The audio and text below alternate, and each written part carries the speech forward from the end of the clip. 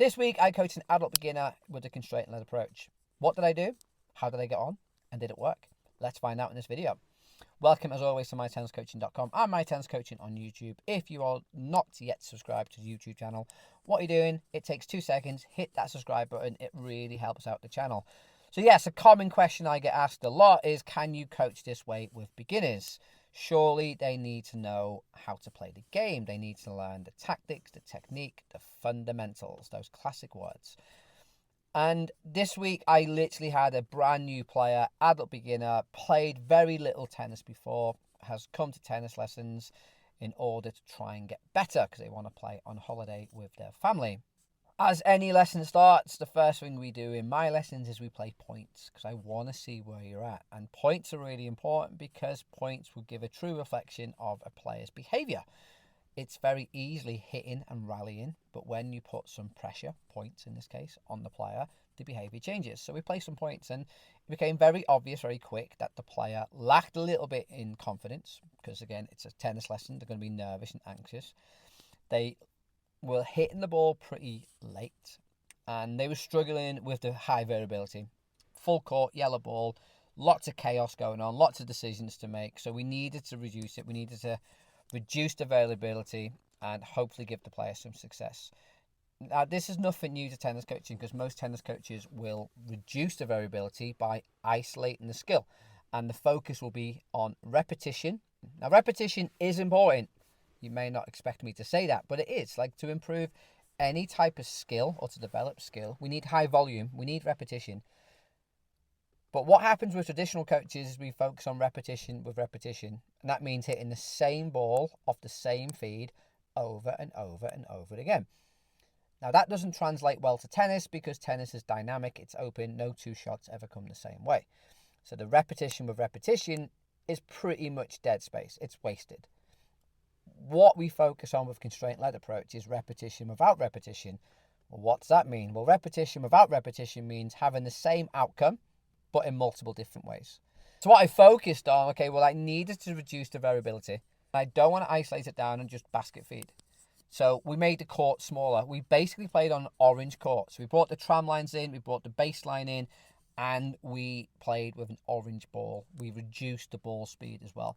By making the court a little bit smaller and a lot thinner, by reducing the ball speed, one, it gave the player less information to use by reducing the space, and it also gave them a bit more time as well. And we were really focusing on the forehand. She made the player's side even smaller, so I couldn't hit into her backhand corner. I could only hit towards her forehand. So if you imagine that we had a line just slightly off centre on the backhand side, and I could only hit to her forehand side, because I want lots of volume on that forehand. Feed the ball in, play the point out. Because I can only hit into that zone, she got loads of forehands. But she got lots of forehands in different ways. Slightly wider, in the middle, inside out, inside in, deep, short, lots of volume on the forehand. And what we found was the player started to get lots of success because we reduced the variability and they were getting lots of volume. But we were just playing tennis. We were just rallying and playing tennis. And by setting up the constraints of the court size and the ball, giving the player lots of volume, they got lots of success pretty quick. Once they got success, I don't want to destabilize the player. I want to bring in some more variability. So we increased the size of the court. We made the baseline further back. We also increased the size of the court on her side as well. So we moved that inside line just off centre a little bit wider. So therefore she had to go inside out or inside in a lot more and a bit more challenging. And again, as always, once you destabilize it, it sort of drops in terms of the success. After a couple of minutes, it starts to get better. Then we increase the court size again, and we just slowly start increasing the court size.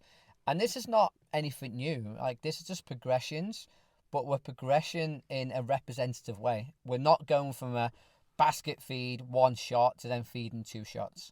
We are playing tennis. We are in an open, dynamic situation, but with some constraints in the environment and the task. Repetition without repetition is more beneficial because they're getting lots of practice, but in lots of different ways. And that's how you coach beginners. You reduce the variability just like you would as a traditional coach, but you don't take away the game itself. You don't reduce it so much so it becomes isolated and it just becomes single ball feeds. We know from the research, when you isolate a skill down to that low representative level, the transfer of learning is minimal. If you reduce some variability, like we have in this case with the ball speed and the court size, there's a higher level of transfer. So you can coach beginners this way.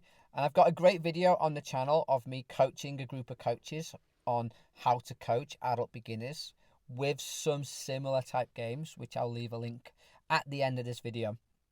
So you can coach beginners using a constraint-led approach. You just do it almost in the same way that you would as a traditional coach. Reduce variability, but you don't just isolate it into a basket drill. Reduce the court size, reduce the ball speed. In this case, we actually reduced the court size on the player's side, so they had less distance to cover, and they also didn't have to worry about hitting backends. But we try and make it representative. Every rally starts with an overhead serve, cross court. Doesn't have to go in the box. Again, we can just manipulate the task constraints as well.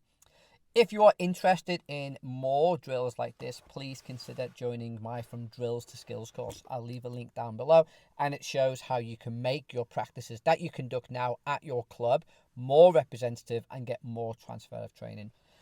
As always, please check out the video on the screen now of me coaching a group of coaches how to coach adult beginners in a more representative way. And until next time, I'll see you soon.